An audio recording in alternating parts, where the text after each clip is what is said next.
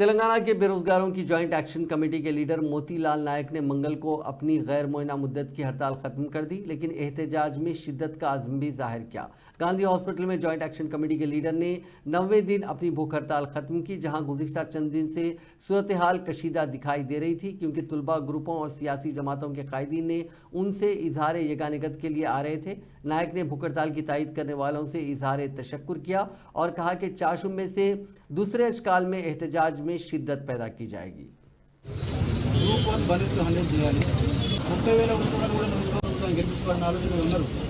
కానీ వీళ్ళ పిల్లల భవిష్యత్తు చూసి మా ముఖాలను చూసి మేము పోయి మా ముఖాన్ని చూసి మా కోసం ఓటేస్తే ప్రభుత్వం మాకు చేసింది ఏంటంటే ఈ ఆమరణ నిరాహార దీక్ష చేసే స్థాయికి తీసుకొచ్చారు. నేను 9 రోజులుగా ఓపిక పట్టిన నరక యాత్ర చూసిన.